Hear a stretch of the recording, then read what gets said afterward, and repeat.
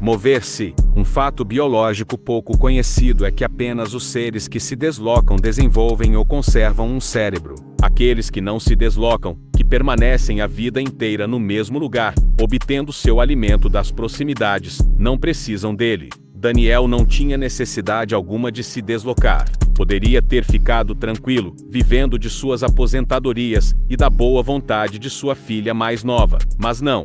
Ele precisou se mover e entrar numa sala de aula cheia de alunos e alunas muito jovens. Jovens demais. 42 jovens de 18 e 19 anos, olhando para os lados como gatinhos em uma casa nova. Ele quase conseguia ouvir os suspiros de surpresa quando viam seus cabelos brancos no meio daquela jovem multidão. Daniel nunca gostou de ser diferente.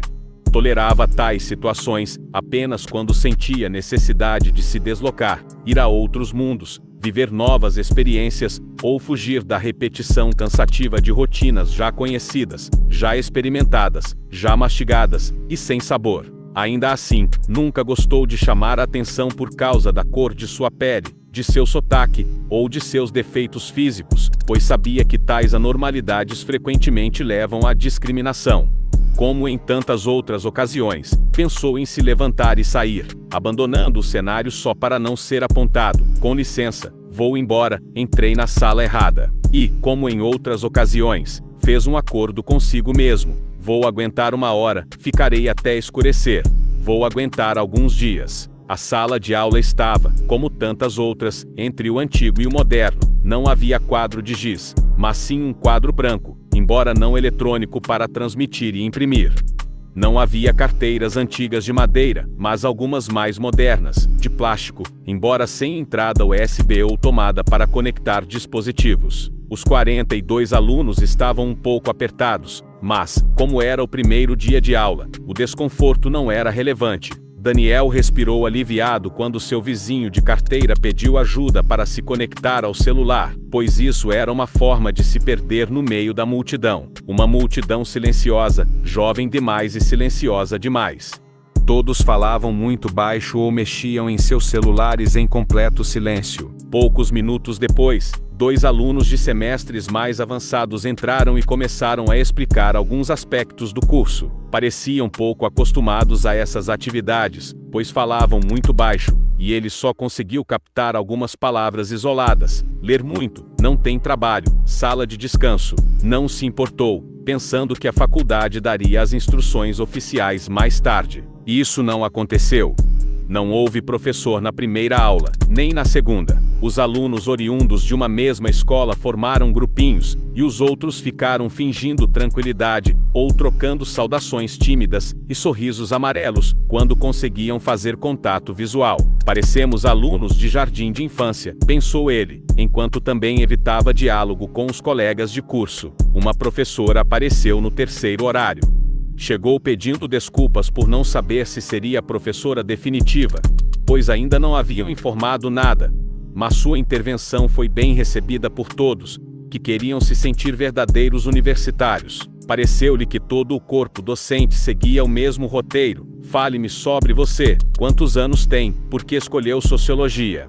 E assim começaram as diferenças entre ele e seus colegas de classe, pois, enquanto ele preferiria não responder, todos os seus colegas gostavam dessas perguntas. Gostavam que alguém se interessasse pelo que queriam e pensavam. Ninguém se interessa por uma pessoa de 18 anos. Também não se interessam por uma pessoa de 60, mas isso é outra história. Mas o que agrada aos 18 anos não necessariamente agrada aos 68. Daniel resistia firmemente a falar sobre si mesmo e seus projetos, pois temia que a desconfiança inicial se transformasse em discriminação, ao ser individualizado. Era um temor absurdo, pois sua aparência o individualizava rapidamente. O vitiligo havia branqueado seus cabelos anos antes, então não importava onde se sentasse. Em qualquer lugar ele seria um alvo claro, indicando que algo irregular se incrustara no grupo.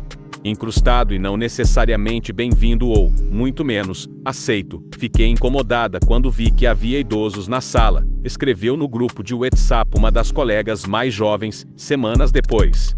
Embora Daniel fosse o único cabelo branco, havia outros 2 alunos visivelmente menos velhos, um devia ter cerca de 35 anos, e o outro cerca de 50. Para Daniel, era uma diferença de idade significativa, pois os 3 pertenciam a gerações muito diferentes, mas ele percebeu que, para a maioria da sala, essa diferença não existia. Afinal, quando se tem 18 anos, todos os idosos são velhos, tenham 40 ou 60 anos.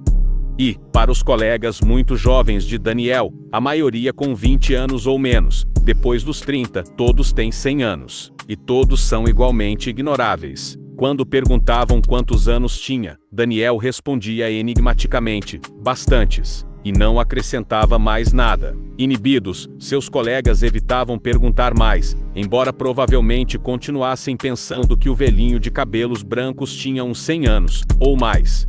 Daniel piorou essa percepção quando alguém perguntou em que ano ele havia nascido, e ele respondeu, com um sorriso irônico, em 1902. A piada se perdeu pelo caminho, pois, no curso de sociologia, poucos fazem contas sem calculadoras, e semanas depois a maioria de seus colegas realmente pensava que Daniel estava vivo desde os tempos de Porfírio Dias. O problema de envelhecer, murmurava Daniel, é que todos somos medidos da mesma forma.